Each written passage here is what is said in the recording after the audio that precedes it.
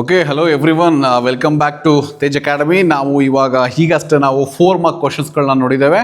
So 4 marks ಕ್ವಶನ್ಸಲ್ಲಿ ಯಾವ ರೀತಿ ನಾವು ಆನ್ಸರ್ನ ಮಾಡಬೇಕು, ಮಾಡಲ್ ಆನ್ಸರ್ಸ್ಗಳು ಹೇಗಿದೆ ಅಂತೇಳಿ ನಾನು ನಿಮಗೆ ನೀಡಿದ್ದೇನೆ. ಸೊ 4 ಮಾರ್ಕ್ಸ್ ಆಗಿದೆ, ಆಲ್ಮೋಸ್ಟ್ 20-25 ಮಿನಿಟ್ ವಿಡಿಯೋ ಅದಾಗಿದೆ. ಸೊ ನೀವು ದಿನದಲ್ಲಿ ಒಂದು 20 ನಿಮಿಷ ನೀವು ಆ ವಿಡಿಯೋನ ನೋಡಿದ್ರೆ ಸಾಕು, ಮ್ಯಾಕ್ಸಿಮಮ್ ನಿಮಗೆ 4 ಮಾರ್ಕ್ಸಲ್ಲಿ ಬರ್ತಕ್ಕಂಥ ಕ್ವಶನ್ಸ್ಗಳಿಗೆ ನೀವು ಆನ್ಸರ್ ಮಾಡ್ಬೋದು. ಅದೇ ರೀತಿಯಲ್ಲಿ ನೆಕ್ಸ್ಟ್ ಒಂದು 15-20 ಮಿನಿಟ್ಸಲ್ಲಿ ನಾನು ನಿಮ್ಮ ಜೊತೆ ಡಿಸ್ಕಸ್ ಮಾಡೋಕ್ಕೆ ಹೋಗ್ತಾ ಇದ್ದೀನಿ ಈ 3 ಮಾರ್ಕ್ಸ್ ಕ್ವಶನ್ಸನ್ನು. ಸೊ ನಿಮಗೆ ಔಟ್ ಆಫ್ 6 ಕ್ವಶನ್ಸಲ್ಲಿ ಒಂದು 4 ಕ್ವಶನ್ಸನ್ನು ನೀವು ಆಯ್ಕೆ ಮಾಡ್ಕೊಳ್ಬೇಕಾಗತ್ತೆ. ಆ 6 ಕ್ವಶನ್ಸ್ಗಳು ಯಾವ ಚಾಪ್ಟರ್ಸಿಂದೆಲ್ಲ ಬಂದಿರುತ್ತೆ, ಮತ್ತು as per the blueprint ವೆಯ್ಟೇಜಲ್ಲಿ ನಾನು ಇಂಪಾರ್ಟೆಂಟ್ ಕ್ವಶನ್ಸ್ಗಳನ್ನ based on the previous year question paper and the model question paper and some of the important questions from the additional ಪೇಪರ್ಸಿಂದ ನಾನು ಸೆಲೆಕ್ಟ್ ಮಾಡಿಕೊಂಡು ವಿತ್ ಆನ್ಸರ್ಸ್ ನಿಮಗೆ ಹೇಳ್ತಾ ಹೋಗ್ತೀನಿ. ಇಲ್ಲಿ ನೋಡೋಣ ಬನ್ನಿ ಯಾವ ರೀತಿ ಎಲ್ಲ ನಾವು 3 ಮಾರ್ಕ್ಸ್ ಕ್ವಶನ್ಸ್ಗೆ ಎಲ್ಲದಕ್ಕೂ ಕೂಡ ಆನ್ಸರ್ ಮಾಡಿ 3 ಅಂಕಗಳನ್ನು ತಗೊಳ್ಬೋದು, ಅದನ್ನು ನೋಡೋಣ. ಓಕೆ, ಸೊ ಐ ಹೋಪ್ ನನ್ನ ಗ್ರಾಮರ್ ಕ್ಲಾಸಸ್ಗಳೆಲ್ಲ ನೋಡಿದ್ದೀರಾ. ಒಂದು 3 hours ಸ್ಪೆಂಡ್ ಮಾಡಿದ್ರೆ ನಿಮಗೆ ಕಂಪ್ಲೀಟ್ ಇಂಗ್ಲೀಷ್ ಗ್ರಾಮರ್ ಕೂಡ ನಿಮಗೆ ಕವರ್ ಆಗಿರುತ್ತೆ. ಅದೇ ರೀತಿ ಇನ್ನೊಂದು 1 hour ನೀವು ಸ್ಪೆಂಡ್ ಮಾಡಿದ್ರೆ 4 ಮಾರ್ಕ್ಸ್ ಮತ್ತು 3 ಮಾರ್ಕ್ಸ್ ಕೂಡ ನಿಮಗೆ ಕಂಪ್ಲೀಟ್ ಆಗುತ್ತೆ. ಇಂಗ್ಲೀಷ್ಗೆ ಯಾವುದೇ ರೀತಿ ಭಯ ಪಡೋ ಆತಂಕ ಇಲ್ಲ. ಮತ್ತು ಈ ಥರವಾದ ಕ್ಲಾಸಸ್ಗಳನ್ನ ನೀವು ನೋಡಬೇಕು ಅಂತ ಹೇಳಿದ್ರೆ ನೀವು ಏನು ಮಾಡಬೇಕು ಅಂದರೆ ನಮ್ಮ ಯೂಟ್ಯೂಬ್ ಚಾನಲ್ಗೆ ಸಬ್ಸ್ಕ್ರೈಬ್ ಆಗಬೇಕು. ಮತ್ತು ಅಲ್ಲಿ ಬರ್ತಕ್ಕಂಥ ಈ ಸೆಕೆಂಡ್ PUC ಆನ್ಯುವಲ್ ಎಕ್ಸಾಮಿನೇಷನ್ ವೀಡಿಯೋಸ್ಗಳನ್ನ ನೀವು ಈಸಿಯಾಗಿ ಫ್ರೀಯಾಗಿ ಮತ್ತು ನೋಡ್ಬೋದು. ನಮ್ಮ ಕಾಲೇಜಿನಲ್ಲಿ ಇರ್ತಕ್ಕಂಥ ನಮ್ಮ ಫ್ಯಾಕಲ್ಟಿ ಟೀಮ್ ಮಾಡಿರ್ತಕ್ಕಂಥ ಕ್ಲಾಸಸ್ಗಳನ್ನ ನೀವು ಈಸಿಯಾಗಿ ನೀವು ನೋಡ್ಬೋದು. ಮತ್ತು ಇದು ನಿಮಗೆ ಹೆಚ್ಚು ಅಂಕಗಳನ್ನು PUCನಲ್ಲಿ ಬರೋದಕ್ಕೆ ಅನುಕೂಲ ಆಗುತ್ತೆ.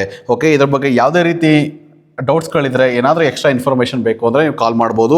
ಮತ್ತು ನಮ್ಮ ತೇಜ್ ಅಕಾಡೆಮಿ ಡಿಜಿಟಲ್ ಆ್ಯಪನ್ನು ನೀವು ಡೌನ್ಲೋಡ್ ಮಾಡಿಕೊಂಡು ಇದ್ರ ಬಗ್ಗೆ ಎಲ್ಲ ಒಂದು PDF ನೋಟ್ಸ್ಗಳನ್ನು ನೀವು ಅದರಲ್ಲಿ ಫ್ರೀಯಾಗಿ ಅವೈಲೇಬಲ್ ಇದೆ, ದಯವಿಟ್ಟು ಡೌನ್ಲೋಡ್ ಮಾಡ್ಕೊಂಡು ನೋಡಿ. ಮತ್ತು ಆಲ್ರೆಡಿ ನಾನು ಹೇಳಿದಾಗ NCET ಎಕ್ಸಾಮ್ಗೆ March 10th is the last date to apply. ಎಲ್ಲರೂ ಕೂಡ ಅಪ್ಲೈ ಮಾಡಿ. ಮತ್ತು ಅಲ್ಲಿರ್ತಕ್ಕಂಥ BSc BEd BA BEd ಮತ್ತು BCom BEd ಕೋರ್ಸಸ್ಗಳಿಗೆ ನೀವು ಜಾಯ್ನ್ ಆಗ್ಬೋದು. ಆರ್ಟ್ಸ್, ಕಾಮರ್ಸ್ ಮತ್ತು ಸೈನ್ಸ್ ಎಲ್ಲರೂ ಸ್ಟೂಡೆಂಟ್ಸ್ ಕೂಡ ಆ ಒಂದು NCET 2026 ಈ ಎಕ್ಸಾಮ್ನ ಅಪ್ಲೈ ಮಾಡಿದ್ಮೇಲೆ ನಿಮ್ಗೆ ಏನಾದರೂ ಕೋಚಿಂಗ್ ಅವಶ್ಯಕತೆ ಇದೆ, ಕ್ರ್ಯಾಶ್ ಕೋರ್ಸ್ ಏನಾದರೂ ತಗೊಳ್ಬೇಕು, ಎಲ್ಲಾದರೂ ಕೋಚಿಂಗ್ ಮಾಡ್ತಾ ಇದ್ದಾರಾ ಅಂತ ನಿಮ್ಗೆ ಏನಾದರೂ ಐಡಿಯಾ ಇದ್ದರೆ ನೋಡಿ, ಆನ್ಲೈನ್ ಕೋರ್ಸಸ್ಸು ತೇಜಸ್ ಬ್ಯಾಚಸ್ಸಿಂದ ಪ್ರೊವೈಡ್ ಮಾಡ್ತಾ ಇದ್ದಾರೆ ನಮ್ಮ ತೇಜ್ ಅಕಾಡೆಮಿ ವತಿಯಿಂದ. ಯಾರೆಲ್ಲ ಇಂಟ್ರೆಸ್ಟ್ ಇದ್ದೀರಾ, ನಿಮ್ಗೆ ಏನಾದರೂ NCET ಕೋಚಿಂಗ್ ಬೇಕು ಅಂದರೆ ನಮ್ಮನ್ನು ಕಾಂಟ್ಯಾಕ್ಟ್ ಮಾಡ್ಬೋದು. ಅದು February 20th ಸ್ಟಾರ್ಟ್ ಆಗಿದೆ. ಅದಕ್ಕೆ ಆಲ್ರೆಡಿ ಆಗಿರೋ ಕ್ಲಾಸಸ್ಗಳು ಕೂಡ ನಿಮಗೆ ರೆಕಾರ್ಡಿಂಗ್ ಸಿಗುತ್ತೆ. ಮತ್ತು ಈಗ ನಡೀತಾ ಇರೋ ಕ್ಲಾಸಸ್ ಕೂಡ ನೀವು ಪಾರ್ಟಿಸಿಪೇಟ್ ಮಾಡ್ಬೋದು. ಬನ್ನಿ ಇವಾಗ ನೋಡೋಣ ನಾವು 3 ಮಾರ್ಕ್ಸ್ನ ಕ್ವಶನ್ಸನ್ನು ನೋಡಿ. First one, how was Himalayan region affected by logging according to Vandana Shiva. ಯಾವ ರೀತಿ ಹಿಮಾಲಯದಲ್ಲಿ ಈ ಲಾಗಿಂಗ್ ಮರಗಳನ್ನ ಕತ್ತರಿಸೋರ ಮುಖಾಂತರ ಅಲ್ಲಿ ಯಾವ ರೀತಿ ತೊಂದರೆ ಆಗಿತ್ತು ಅನ್ನೋದನ್ನು ವಂದನಾ ಶಿವ ಅವರು ಹೇಳ್ತಾ ಹೋಗ್ತಾರೆ. ನೋಡಿ, according to Vandana Shiva, logging caused serious damage to the Himalayan region. Many forests were cut down, okay, which led the soil erosion, floods. The rivers became muddy and dangerous. The people suffered because landslides destroys their farms and homes. The loss of trees also reduced clean water, firewood and fodder for the animals. Okay, so ಈ ಒಂದು important key ಪಾಯಿಂಟ್ಸ್ಗಳನ್ನ ನೀವು ಈ 3 ಮಾರ್ಕ್ಸಲ್ಲಿ ನೀವು ಬರೀಬೇಕಾಗ್ತದೆ. So ಈ ಒಂದು 3 ಅಂಕದ ಪ್ರಶ್ನೆಗಳನ್ನ ಬರೀಬೇಕಾದ್ರೆ ನೀವು ಒಂದು ಲೈನಲ್ಲಿ ಬರೆದ್ರೆ ಸಾಕು, ಯಾವುದು ಚಾಪ್ಟರ್ ನೇಮ್ ಮತ್ತು ಯಾರು ಅದನ್ನು ಬರೆದಿದ್ದಾರೆ ಅಂತೇಳಿ ವೆರಿ ಇಂಪಾರ್ಟೆಂಟ್ ಕೀ ಪಾಯಿಂಟ್ಸ್ ಏನಂತ ಅದನ್ನು ನೀವು ಮೆನ್ಷನ್ ಮಾಡಲೇಬೇಕಾಗುತ್ತೆ ಈ 3 ಅಂಕಗಳಿಗೆ. Okay, so next, how does Don Gonzalo recall the beauty of the silver maiden. Sunny Morning ಇಂದ ಬಂದಿರತಕ್ಕಂಥ question. Don Gonzalo remembers silver maiden. ನಿಮಗೆ ಇದು MCQಗೂ ಕೂಡ ಬರ್ಬೋದು. ಲಾರಾನ ಯಾವ ರೀತಿ ಫೇಮಸ್ ಆಗಿಲ್ಲ ಅಂತೇಳಿ ಲೊಕ್ಯಾಲಿಟಿನಲ್ಲಿ she was known as a silver maiden for ಅವರ್ ಬ್ಯೂಟಿ ಅಂತ ನೀವು ಗಮನಿಸ್ಕೊಳ್ಬೇಕಿಲ್ಲಿ. Don Gonzalo remembers the silver maiden as beautiful young woman with gentle manners. He says that many men admired her beauty. He recalls that she had long hair, lovely eyes. He also remembers that she wrote poems and letters. Though many years passed, he still carries her memory with a deep feeling. Okay, so ಈ ರೀತಿಯಲ್ಲಿ Don ಗಾನ್ಜೆಲೋ recall the beauty of the silver maiden, that is Lara. Next question ನೋಡೋಣ. How does the poet portray that his love is different from that of others in the poem when you are old? So when you are old ಇಂದ ನಿಮಗೆ 3 ಅಂಕದ ಒಂದು ಪ್ರಶ್ನೆ ಕಂಪಲ್ಸರಿಯಾಗಿ ಇರುತ್ತೆ. So ಇಲ್ಲಿ ನಾವು ಬರೋಣ, WB ಹೀಟ್ಸ್ ಈ ಒಂದು ಪೊಯಮ್ನ ಬರೆದಿರ್ತಕ್ಕಂಥವ್ರು. Okay, so the poet says his love is different because he loved her soul. Okay, he loved her soul, not just her beauty. Okay, ಬ್ಯೂಟಿನಲ್ಲಿ ಏನಂತ ಹೇಳ್ತಾರೆ, ಗ್ಲಾಡ್ ಗ್ರೇಸ್ ಅಂತ ಹೇಳಿ ಕೂಡ ಮೆನ್ಷನ್ ಮಾಡ್ತಾನೆ. Okay, others admired her physical appearance, but he loved her true self with all her weakness. He loved her deeply and sincerely, even when she changed with time.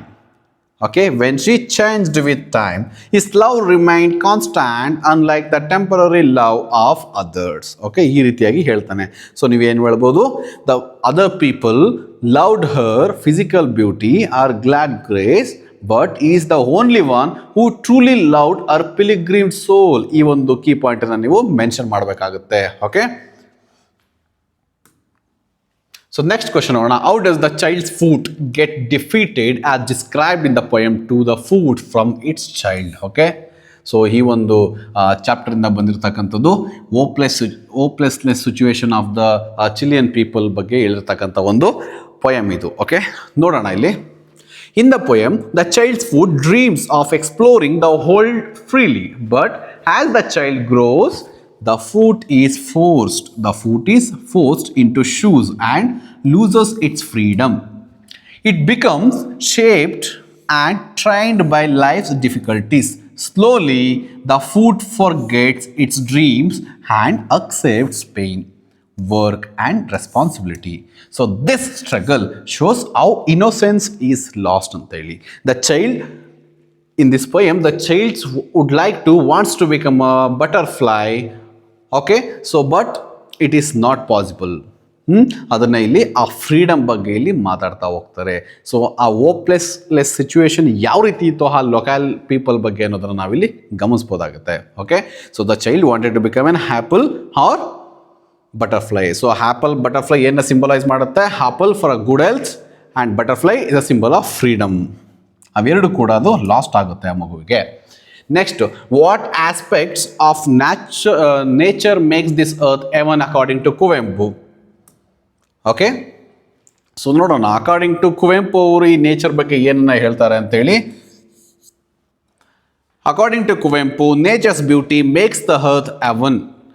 The shining sun, fresh air, green field ಎಲ್ಲವನ್ನು ಕೂಡ ಬರೀಬೇಕು ಅಲ್ಲಿ. Mountains, rivers and rivers all make life joyful. The flowers, birds, peaceful surroundings give comfort and happiness to human beings. When people live in harmony with nature, the earth becomes place of peace, love and freedom. This is what the emphasis of Kuvempu, okay, about the heaven. So ನೋಡಿ ಆನ್ಸರ್ನ ಇಲ್ಲಿ ಯಾವ ರೀತಿ ನೀವು ಬರೀಬೋದು ಅನ್ನೋದನ್ನು ನೀವು ಇಲ್ಲಿ ನೋಡ್ಬೋದು. ಮತ್ತು ಎಕ್ಸ್ಟ್ರಾ ಪಾಯಿಂಟ್ಸ್ಗಳು ನೀವು ಆ ಚಾಪ್ಟರ್ ಸಂಬಂಧಪಟ್ಟಂತೆ ಆ ಟೆಕ್ಸ್ಟುವಲ್ ಲ್ಯಾಂಗ್ವೇಜನ್ನ ಆ್ಯಡ್ ಮಾಡಬೇಕು ಅಂದರೂ ಕೂಡ ಮಾಡ್ಬೋದು. The gentle sun makes the earth heaven ಅಂತ ಹೇಳಿ ಕೂಡ ಒಂದೆರಡು ಪಾಯಿಂಟನ್ನು ಸೇರಿಸ್ಬೋದು ನೀವು. ನೆಕ್ಸ್ಟ್ ನೋಡೋಣ. Why bowing is difficult for visitors to learn according to George Mikes. Okay, Japan and ಬ್ರೆಜಿಲಲ್ಲಿ ಬರ್ತಕ್ಕಂಥ ಒಂದು ಕ್ವಶನ್ ಇದು. 3 ಅಂಕದ ಪ್ರಶ್ನೆ ಇದಾಗಿರುತ್ತೆ. So bowing is difficult to learn because it requires practice, timing and understanding of social rules. ಯಾರಿಗೆ bow ಮಾಡಬೇಕು, ಎಷ್ಟು ಹೊತ್ತು ಬೋ ಮಾಡಬೇಕು ಮತ್ತು ಹೇಗೆ ಬಾಗಬೇಕು ಅನ್ನೋ ಐಡಿಯಾ ನಾರ್ಮಲ್ ಪೀಪಲ್ಗೆ ಇರೋದಿಲ್ಲ, except this Japanese people. So that's why it was difficult. So the visitor must know how to bow, ನೋಡಿ, when to bow and how many times to bow. If the person bows too much or too little, it looks strange. So bowing becomes confusing for foreigners. ಆ local people ಬಿಟ್ಟು ಬೇರೆ ಯಾರೇ ಹೋದರೂ ಕೂಡ ಆ bowing culture, ಆ bowing ಮೇನಿ ಏನಿರುತ್ತೆ ಅದು ಸ್ವಲ್ಪ ಡಿಫಿಕಲ್ಟ್ ಆಗಿರುತ್ತೆ, because we are not practised in to that. Okay, ಇದು ಜಪಾನ್ ಬ್ರೆಜಿಲಲ್ಲಿ ಬರ್ತಕ್ಕಂಥ ಒಂದು ಪ್ರಶ್ನೆ. ಸೊ ನೆಕ್ಸ್ಟ್ ನೋಡೋಣ. Why did Vandana Shiva started Navdanya ಫಾರ್ಮ್ನ ಯಾವಾಗ ಶುರು ಮಾಡ್ತಾರೆ? 1994 ಮಾಡ್ತಾರೆ. ಎಲ್ಲಿ ಮಾಡ್ತಾರೆ? ಡೂನ್ ವ್ಯಾಲಿನಲ್ಲಿ ಮಾಡ್ತಾರೆ. ಸೊ ನೀವು ಒಂದು ಕ್ವಶನ್ಸ್ನ ನೋಡಿದಾಗ ಅದಕ್ಕೆ ಸಂಬಂಧಪಟ್ಟಂಥ MCQsಗಳನ್ನು ಕೂಡ ನೀವು ಕವರ್ ಮಾಡ್ಕೊಳ್ಬೇಕಾಗ್ತದೆ. Vandana Shiva started Navdanya farm to protect, ಏನಕ್ಕೆ ಶುರು ಮಾಡಿರ್ತಾರೆ? To protect the traditional seeds and natural farming practices. She believed that modern farming methods and chemical harm the soil, environment and farmers' lives.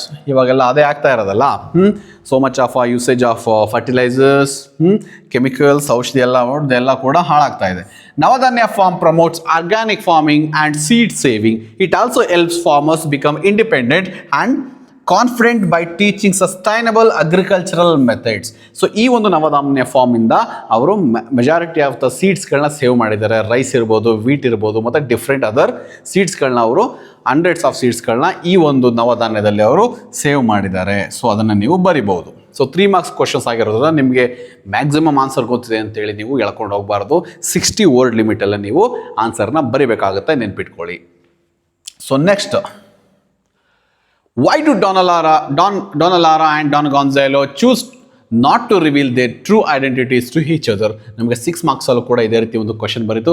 But ಅದೇ ಕ್ವಶನ್ 3 ಮಾರ್ಕ್ಸ್ಗೆ ಬಂದಾಗ ಎಷ್ಟು simplify ಆಗಿ precise ಆಗಿ ನಾವು ಬರೀಬೇಕು ಅನ್ನೋದನ್ನ ನೋಡೋಣ. Don Alara, Don Gonzalo do not reveal their true identities because they want to protect their pride and memories. This is the reason. They were lovers when in their youth, but time has changed them both.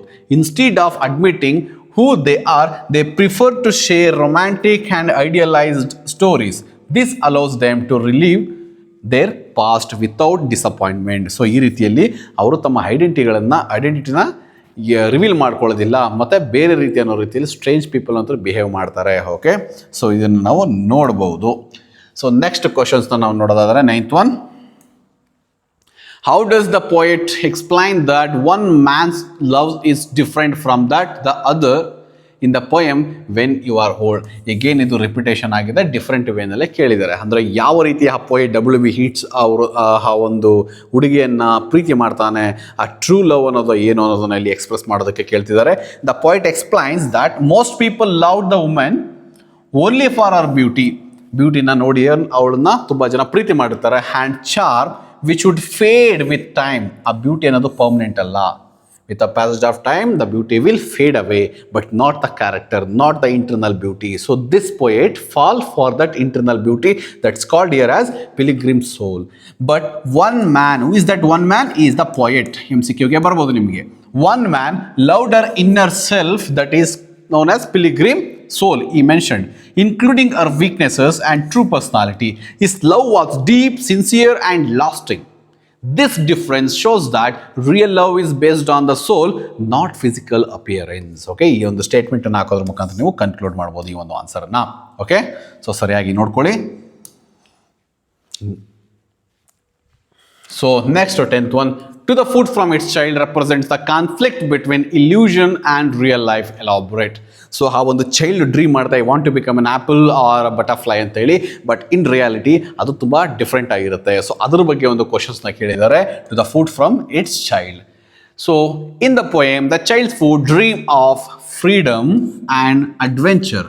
It wants to explore the world without limits, but as the child grows, life shapes the food through rules and responsibilities. So the food slowly loses its dream and accepts reality. So this shows how hopeful imagination faces the hard truth of life.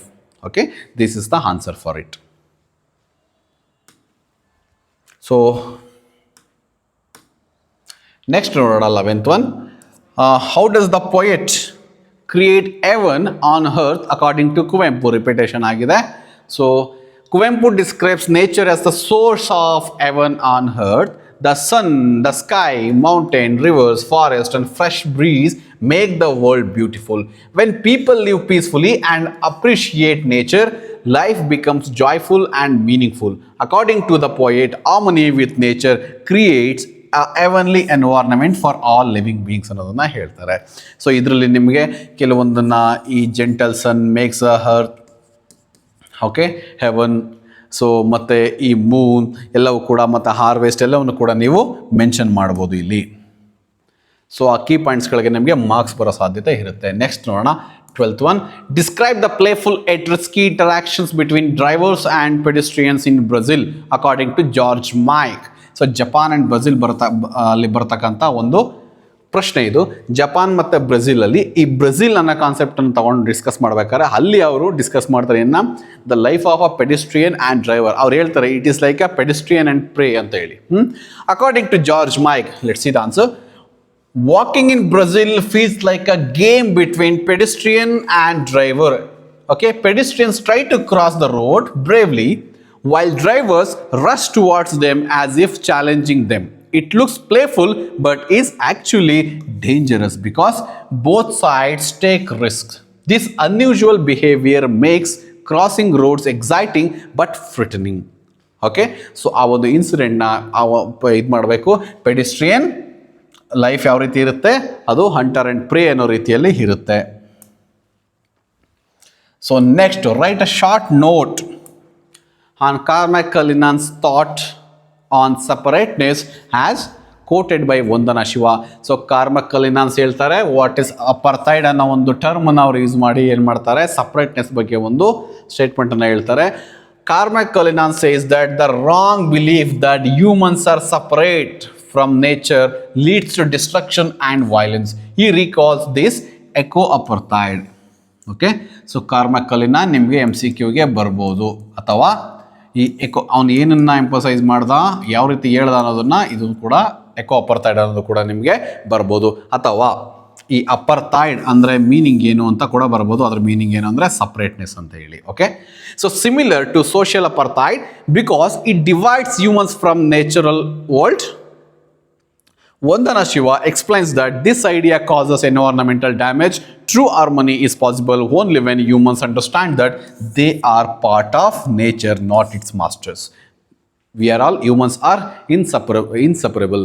Okay, ನಾವು ನೇಚರಿಂದ separate ಆಗೋದಕ್ಕೆ ಸಾಧ್ಯನೇ ಇಲ್ಲ. So ಅದನ್ನು ಕಾರ್ಮಕ್ಕಲ್ಲಿ ನಾನು ಹೇಳ್ತಾ ಇದ್ದಾರೆ ಯಾವುದ್ರ ಮುಖಾಂತರ ಎಕೋ-ಅಪರ್ತೈಡ್ ಅನ್ನೋ ಒಂದು ಟರ್ಮನ್ನು ಯೂಸ್ ಮಾಡಿ. ಸೊ ನೆಕ್ಸ್ಟ್ ನೋಡೋಣ, how does Dona Laura describe her own death in a sunny morning. ನೀವು ಒಂದನ್ನು ನೆನ್ಪಿಟ್ಕೊಳ್ಬೇಕು, ಸನ್ನಿ ಮಾರ್ನಿಂಗಲ್ಲಿ ಇಬ್ಬರು ಕೂಡ ಒಂದು ಡಿಫ್ರೆಂಟ್ ಇಮ್ಯಾಜಿನರಿ ಸ್ಟೋರಿನ ಕ್ರಿಯೇಟ್ ಮಾಡ್ತಾರೆ. ಆ ಸ್ಟೋರಿಯಲ್ಲಿ ಅವರು ತುಂಬ ಹೀರೋಯಿನ್ ಅನ್ನೋ ರೀತಿಯಲ್ಲಿ ಎಂಪಸೈಸ್ ಮಾಡ್ಕೊಳ್ತಾರೆ. ಆ ಸ್ಟೋರೀಸ್ಗಳನ್ನ ನೀವು ನೆನ್ಪಿಟ್ಕೊಳ್ಬೇಕು. 3 ಮಾರ್ಕ್ಸ್ಗೆ ಕೇಳ್ತಕ್ಕಂಥ ಸಾಧ್ಯತೆ ಇದೆ. ಡೊನಾಲಾರಾದ್ ಕೇಳ್ಬೋದು ಅಥವಾ ಡಾನ್ ಗಾನ್ಸಲಸ್ ಕೇಳ್ಬೋದು. ನೋಡಿ ಹೇಳೋಣ, ಡೊನಾಲಾರಾ ಯಾವ ರೀತಿ ಅವಳೊಂದು ಡ್ರಾಮ್ಯಾಟಿಕ್ ಸ್ಟೋರಿನ ಕ್ರಿಯೇಟ್ ಮಾಡ್ಕೊಳ್ತಾಳೆ ಅಂತ ಹೇಳಿದ್ರೆ, Dona Laura creates a dramatic and romantic story about her death. She says she went to the beach during sunset, wrote her lover's name on the sand, and let the rising tide carry her away. She claims that she washed over her gently. Although the story is untrue, she tells it to match Don Gonzalo's imaginary version of their past love. ಅವನು ಕೂಡ ಒಂದು imaginary ಸ್ಟೋರಿನ ಹೇಳ್ತಾನೆ, ಅದಕ್ಕೆ ಅವಳು match ಮಾಡೋದಕ್ಕೋಸ್ಕರ ಅವಳು ಒಂದು ಸ್ಟೋರಿನ ಕ್ರಿಯೇಟ್ ಮಾಡ್ತಾಳೆ. This is the story of Dona Laura. Okay, ಅವಳು ಕ್ರಿಯೇಟ್ ಮಾಡ್ತಕ್ಕಂಥದ್ದು. ಅದೇ ರೀತಿ ಗಾನ್ಜಾಲದು ಕೂಡ ನಿಮಗೆ ನೆನಪಿರಬೇಕು. Next, describe the uniqueness of the poet's love as expressed in when you are old. When you are ಓಲ್ಡಿಂದ ಒಂದು 3 ಮಾರ್ಕ್ಸ್ ಕಂಪಲ್ಸರಿ ಬರುತ್ತೆ. 3 ಡಿಫ್ರೆಂಟ್ ವೇನಲ್ಲಿ ನಾವು ಕ್ವಶನ್ಸ್ಗಳನ್ನು ನೋಡ್ತಾ ಇದ್ದೀವಿ ಇಲ್ಲಿ. The poet says that the many people loved the woman only for her physical beauty and charm, but he alone loved her inner qualities. Okay, what is that inner qualities? Her pilgrim soul. And even the sadness on her aging face, his love was deep, constant and spiritual. It did not fade with time or appearance. This makes his love pure and different from the love of others. Other people fall in love for her physical beauty, physical attraction, but his attraction was not the physical beauty, it was the pilgrim soul. It is the inner character, it is the inner beauty. He was attracted towards the internal beauty of his beloved. Okay, next question ನೋಡೋಣ. Write a note on the life of the foot in the shoes as described into the foot from its child. The poem describes how a child's foot dream of freedom at first and wanting to be like a butterfly or a fruit. ಯಾವ fruit ಅನ್ನ mention ಮಾಡಿದ್ದಾರೆ? Apple. ಏನನ್ನ symbolise ಮಾಡುತ್ತೆ? It is a good health, good environment. Butterfly ಏನ represent ಮಾಡುತ್ತೆ? Freedom. Okay, independence. But life forces it into a shoe where it loses its softness. The foot struggles through daily activities, growing hard and calloused. It experiences life blindly and endlessly until death. The poem reflects how human life becomes restricted and shaped by the society. Okay, ಯಾವ ರೀತಿ ಈ ಒಂದು ಸಮಾಜ ಮನುಷ್ಯನ ಕನಸುಗಳನ್ನು ಆಸೆಗಳನ್ನು ತುಂಬ ಒಂದು ಮಿತಿಯಲ್ಲಿ ಮಾಡಿಬಿಡ್ತಾರೆ, ರಿಸ್ಟ್ರಿಕ್ಟ್ ಮಾಡಿಬಿಡ್ತಾರೆ ಅನ್ನೋದನ್ನು ಈ ಒಂದು ಪೊಯಮ್ಗೆ ನಾವು ನೋಡಿ ಕಲಿಬೋದಾಗಿದೆ. ಸೊ ನೆಕ್ಸ್ಟ್ ಕ್ವಶನ್ಸ್ ನೋಡೋಣ. 71 ಇದು ಕೂಡ ನೋಡಿ ತುಂಬ ಕ್ವಶನ್ಸ್ ನಮಗೆ heaven if you are not here on earth ಅನ್ನೋ ಚಾಪ್ಟ್ರಿಂದ ಅಂದರೆ ಇಲ್ಲಿ ಯಾಕೆ ಕ್ವಶನ್ಸ್ಗಳು ರಿಪೀಟ್ ಆಗ್ತಿದೆ ಅಂದರೆ as per the blueprint 3 ಅಂಕದ ಪ್ರಶ್ನೆಗಳು ಎಲ್ಲಿಂದ ಬರ್ತವೆ ಅಂತಂದರೆ ಕೆಲವೊಂದು 6 ಚಾಪ್ಟರ್ಗಳಿಂದ ಈ ಒಂದು 3 ಅಂಕದ ಪ್ರಶ್ನೆಗಳು ಬರೋ ಸಾಧ್ಯತೆ ಹೆಚ್ಚು ಇದೆ. ಹಾಗಾಗಿ ನಿಮಗೆ ಈ ಒಂದು 6 ಚಾಪ್ಟರ್ನ ಸರಿಯಾದ ರೀತಿಯಲ್ಲಿ ನೋಡಿಕೊಂಡ್ರೆ 3 ಅಂಕದ ಪ್ರಶ್ನೆಗಳು, ಉಳಿದ 6 ಚಾಪ್ಟರ್ಗಳನ್ನ ಸರಿಯಾಗಿ ನೀವು ಗಮನಿಸ್ಕೊಂಡ್ರೆ 4 ಅಂಕದ ಪ್ರಶ್ನೆಗಳಲ್ಲಿ ಬರ್ತವೆ. ಓಕೆ, ನೋಡೋಣ. The poet says that heaven is not a distant imaginary place. Instead, it exists on earth whenever people experience joy, beauty, love, and harmony. Human emotions and relationships create heavenly moments. The poet believes that our actions and feelings decide whether earth becomes heaven. Thus, heaven is a lived experience created by human beings in every day life ಅನ್ನೋದನ್ನು ಕುವೆಂಪು ಅವರು strong ಆಗಿ believe ಮಾಡಿರ್ತಾರೆ. Okay, so ಇದು ಬಿಟ್ಟರೆ next ಒಂದು ಕ್ವಶನ್ಸನ್ನು ನೋಡೋಣ. ಇದು last question ಆಗಿರುತ್ತೆ 3 ಮಾರ್ಕ್ಸ್ಗೆ. 18th question, why is creating heating soup dangerous in Japan as narrated by George Mike. Okay, eating soup ಅನ್ನೋದ್ರ ಬಗ್ಗೆ ಒಂದು ಕ್ವಶನ್ ಬರೋ ಸಾಧ್ಯತೆ ಇರುತ್ತೆ ನಿಮಗೆ, ಇದನ್ನು ನೀವು ನೋಡ್ಕೊಳ್ಬೇಕಾಗ್ತದೆ. ನೋಡೋಣ ಯಾವ ರೀತಿ ಹೇಳ್ತಾರೆ George Mike. Eating soup is dangerous in Japan, okay, because of the confusion about manners. Okay, Japanese mannerism ಅಲ್ಲಿ ಸೂಪನ್ನು ಕುಡಿಯೋದು ಕೂಡ ಸ್ವಲ್ಪ ಕಷ್ಟ ಇರುತ್ತೆ. ಯಾಕೆ? ಸೌಂಡ್ ಮಾಡಬೇಕು, ಸೌಂಡ್ ಮಾಡಬಾರ್ದು ಅನ್ನೋದು ಕೂಡ ಕನ್ಫ್ಯೂಷನ್. ನೋಡಿ, eating soup is dangerous in Japan because of the confusion about manners. One must make loud noise. One must make loud noise to show appreciation. Okay, making noise while having soup ಅಂತ ಹೇಳಿದ್ರೆ the reason is it is a appreciation. Okay, if you do not make the noise, the hostess thinks you are rude, you are loud. But if you do make the noise, she may still think you are ill-mannered. Okay, whatever you do, you risk offending someone. Okay, ಇದೇ ಒಂದು ಸೌಂಡನ್ನು ಜಪಾನಲ್ಲಿ ಮಾಡಿದ್ರೆ soup ಕುಡಿಬೇಕಾದ್ರೆ ಅದನ್ನು good sign ಅಂತ consider ಮಾಡ್ತಾರೆ. It is a sign of appreciation. But ಅದೇ ಒಂದು ಸೌಂಡನ್ನು ನೀವು ವೆಸ್ಟರ್ನಲ್ಲಿ ಮಾಡಿದಾಗ ಅವರು ಬೈಕೊಳ್ತಾರೆ, ಇವನಿಗೆ ಸರಿಯಾದ ರೀತಿಯಲ್ಲಿ ಸೂಪನ್ನು ಕುಡಿಯೋಕ್ಕೆ ಬರಲ್ಲ ಅಂತೇಳಿ. ಸೊ ಅದಕ್ಕೆ ಹೇಳ್ತಾರೆ ಈಟಿಂಗ್ ಸೂಪ್ ಈಸ್ ಡೇಂಜರಸ್ ಅಂತೇಳಿ. ಸೊ ಈ ರೀತಿಯಾಗಿ ನಮಗೆ 3 ಅಂಕದ ಪ್ರಶ್ನೆಗಳು ಈ 6 ಚಾಪ್ಟರ್ಸ್ಗಳಿಂದ ಮ್ಯಾಕ್ಸಿಮಮ್ ಪ್ರೀವಿಯಸ್ ಇಯರ್ ಕ್ವಶನ್ ಪೇಪರಲ್ಲಿ ಮತ್ತು ಮಾಡಲ್ ಕ್ವಶನ್ ಪೇಪರಲ್ಲಿ ಏನು ಬಂದಿದೆ ಅದನ್ನು ನಾನು ಡಿಸ್ಕಷನ್ ಮಾಡಿದ್ದೇನೆ. ನೀವು ಈ ವಿಡಿಯೋನ ಒಂದು 15ರಿಂದ 20 ನಿಮಿಷಗಳಿರ್ತಕ್ಕಂಥ ಈ ವಿಡಿಯೋನ ನೀವು ನೋಡಿದ್ರೆ ಈ 3 ಅಂಕದ ಪ್ರಶ್ನೆಗಳಿಗೆಲ್ಲರಿಗೂ ಕೂಡ ಸರಿಯಾದ ರೀತಿಯಲ್ಲಿ ಉತ್ತರ ಸಿಗುತ್ತೆ. ಮತ್ತು ಮ್ಯಾಕ್ಸಿಮಮ್ ಎಲ್ಲ ಚಾಪ್ಟರ್ಸು 6 ಚಾಪ್ಟರ್ಸು 3 ಮಾರ್ಕ್ಸ್ ಡಿಸ್ಕಸ್ ಮಾಡಿದ್ದಾನೆ. 6 ಚಾಪ್ಟರ್ ನಾನು 4 ಮಾರ್ಕ್ಸ್ನ ಡಿಸ್ಕಸ್ ಮಾಡಿದ್ದೇನೆ. ಮತ್ತು ನಿನ್ನೆ ಮಾಡಿರ್ತಕ್ಕಂಥ ವೀಡಿಯೋಸ್ಗಳಲ್ಲಿ ನಿಮಗೆ ಕಂಪ್ಲೀಟಾಗಿ ಗ್ರಾಮರ್ ಕವರೇಜ್ ಆಗಿದೆ. ಇನ್ನು ಯಾರೆಲ್ಲ ಈ ವಿಡಿಯೋನ ನೋಡ್ತಾ ಇರೋ ದಯವಿಟ್ಟು ನಮ್ಮ ಚಾನಲ್ಗೆ ಸಬ್ಸ್ಕ್ರೈಬ್ ಆಗಿ, ಮತ್ತು ಇದು ಕೂಡ ನಮ್ಮ ಮುಂದೆ ಇರ್ತಕ್ಕಂಥ ಎಕ್ಸಾಮ್ಸ್ಗಳ ಬಗ್ಗೆ ನಿಮ್ಗೆ ಎಲ್ಲವೂ ಕೂಡ ಮಾಹಿತಿ ಕಂಪ್ಲೀಟಾಗಿ ನಮ್ಮ ಒಂದು ಚಾನಲಲ್ಲಿ ನಿಮಗೆ ಸಿಗ್ತಾ ಹೋಗುತ್ತೆ. ಸೊ ನಮ್ಮ ತೇಜ್ ಅಕಾಡೆಮಿ ಆ್ಯಪನ್ನು ನೀವು ಡೌನ್ಲೋಡ್ ಮಾಡ್ಕೊಳ್ಳಿ. ಈ ಎಲ್ಲ ನೋಟ್ಸ್ಗಳಿಗೂ ಕೂಡ PDF ಫಾರ್ಮ್ಸ್ ಆಫ್ ನೋಟ್ಸ್ ನಿಮಗೆ ಅವೈಲೇಬಲ್ ಇದೆ, ಫ್ರೀಯಾಗಿ ಅವೈಲೇಬಲ್ ಇದೆ. ಆ ಆ್ಯಪನ್ನು ಡೌನ್ಲೋಡ್ ಮಾಡಿ ಇಂಗ್ಲೀಷ್ ಸೆಕ್ಷನ್ಗೆ ಹೋದರೆ, ಸೆಕೆಂಡ್ PUC ಇಂಗ್ಲೀಷ್ ಸೆಕ್ಷನ್ಗೆ ಹೋದರೆ ಅಲ್ಲಿ ನಿಮಗೆ ಯಾವ ಸಬ್ಜೆಕ್ಟು ಯಾವ ನೋಟ್ಸ್ ಬೇಕು ಅದು ನಿಮಗೆ ಅವೈಲೇಬಲ್ ಇರುತ್ತೆ. ಓಕೆ, ಸಪ್ರೇಟಾಗಿ 2 ಮಾರ್ಕ್ಸು 3 ಮಾರ್ಕ್ಸು 4 ಮಾರ್ಕ್ಸು ಈ ರೀತಿ ಅವೈಲೇಬಲ್ ಇದೆ. ಓಕೆ, ಇನ್ನು ಯಾರೆಲ್ಲ ಸಬ್ಸ್ಕ್ರೈಬ್ ಆಗಿಲ್ಲ ನಮ್ಮ ಯೂಟ್ಯೂಬ್ ಚಾನಲ್ನ ಸಬ್ಸ್ಕ್ರೈಬ್ ಆಗಿ, please support us. Okay, thank you so much. I wish you all the very best for your examination. ನಾಳೆ ಎಕ್ಸಾಮ್ ಇದೆ, ದಯವಿಟ್ಟು ಸಮಯವನ್ನು ವ್ಯರ್ಥ ಮಾಡಬೇಡಿ. ಸರಿಯಾದ ರೀತಿಯಲ್ಲಿ ನಿಮ್ಮ ಪ್ರಿಪ್ರೇಷನ್ ಇರಲಿ. ಮತ್ತು ಎಲ್ಲರೂ ಕೂಡ ಗಾಬರಿ ಆಗಬೇಡಿ. ಇಂಗ್ಲೀಷ್ ನೋಡೋದಕ್ಕೆ ತುಂಬ ಈಸಿ ಇರುತ್ತೆ. ಸ್ವಲ್ಪ ಫೋಕಸ್ಡ್ ಆಗಿ ನೀವು ಇಂಪಾರ್ಟೆಂಟ್ ಟರ್ಮ್ಸ್ಗಳನ್ನ, ಗ್ರಾಮರನ್ನು ಮತ್ತು ಕ್ವಶನ್ ಆನ್ಸರ್ಸನ್ನು ನೀವು ನೋಡಿಕೊಂಡ್ರೆ ತುಂಬ ಈಸಿ ಆಗುತ್ತೆ. ಮತ್ತು ಪ್ರತಿಯೊಂದು ಕ್ವಶನ್ಸ್ಗೂ ನೀವು ಯಾವಾಗೆಲ್ಲ whenever you are going to write 4 mark questions, give 1 or 2 lines of introduction about the chapter and the author. Okay, so ಈ ರೀತಿಯಲ್ಲಿ ಮತ್ತು ಪ್ಯಾರಾಗ್ರಾಫಲ್ಲಿ ನೀವು ಆನ್ಸರ್ನ ಬರೀರಿ. Let us you people should have some beauty in the answer script, so that evaluate ಮಾಡೋರಿಗೂ ಕೂಡ ಅದು ತುಂಬ ಈಸಿ ಅನಿಸುತ್ತೆ. ಮತ್ತು ನೀವು ಬರೆದಿರ್ತಕ್ಕಂಥ ಸರಿಯಾದ ಆನ್ಸರ್ ಅವ್ರಿಗೆ ಈಸಿಯಾಗಿ ವಿಸಿಬಲ್ ಆಗುತ್ತೆ. ಹಾಗಾಗಿ ಒಳ್ಳೆ ಅಂಕಗಳು ಸಿಗುತ್ತೆ. ಓಕೆ, ಒಂದೇ ಸ್ಟ್ರೆಚ್ಚಲ್ಲಿ ನೀವು ಆನ್ಸರ್ ಬರೀತಾ ಹೋದರೆ ಏನಾಗುತ್ತೆ, ಇವ್ಯಾಲ್ಯೂಯೇಷನ್ ಮಾಡೋರ್ಗೂ ಇರಿಟೇಷನ್ ಆಗ್ತದೆ. ಯಾವ ಕೀ ಪಾಯಿಂಟ್ಸ್ ಎಲ್ಲಿ ಹಾಕಿದ್ದಾರೆ ಅನ್ನೋದು ನಮಗೆ ಈಸಿಯಾಗಿ ಐಡೆಂಟಿಫೈ ಆಗೋದಿಲ್ಲ. ಸೊ ಇಂಪಾರ್ಟೆಂಟ್ ಕೀ ಟರ್ಮ್ಸ್ಗಳೇನು ಅದನ್ನು ಕೋಟ್ ಮಾಡಿ, ಅಂಡರ್ಲೈನ್ ಮಾಡಿ. ಮತ್ತು ಇದು ಇವ್ಯಾಲ್ಯೂಯೇಷನಲ್ಲಿ ನಿಮಗೆ ಹೆಚ್ಚು ಅಂಕಗಳು ಬರೋದಕ್ಕೆ ನಿಮಗೆ ಅನುಕೂಲ ಆಗುತ್ತೆ. ಎಷ್ಟೋ ಬಾರಿ ನೀವು ಸರಿಯಾದ ರೀತಿಯಲ್ಲಿ ಆನ್ಸರ್ ಬರೆದಿರ್ತೀರ, ಆದರೂ ಕೂಡ ಮಾರ್ಕ್ಸ್ ಕಡಿಮೆ ಆಗಿರುತ್ತೆ. ಕಾರಣ ನೀವು ಆ ಬ್ಯೂಟಿ ಆಫ್ ಆನ್ಸರ್ನ ಮೇಂಟೈನ್ ಮಾಡಿರೋದಿಲ್ಲ. ಸೊ ಸರಿಯಾದ ರೀತಿಯಲ್ಲಿ ಆನ್ಸರ್ ಬರೀರಿ. ಎಲ್ಲರೂ ಕೂಡ ಒಳ್ಳೇದಾಗಲಿ. ನಮ್ಮ ಚಾನಲ್ನ ಹೀಗೆ ನೋಡ್ತಾ ಇರಿ. ಇನ್ನೂ ಕೂಡ 3 ಅಪ್ಡೇಟ್ಸ್ ನಿಮಗೆ ಬರ್ತಾ ಇರುತ್ತೆ. ಎಲ್ಲ ಸಬ್ಜೆಕ್ಟ್ಸ್ ಕೂಡ ಇದೇ ರೀತಿ ನಾವು ಕವರ್ ಮಾಡ್ತೇವೆ. Thank you so much and I wish you all the very best. Good luck.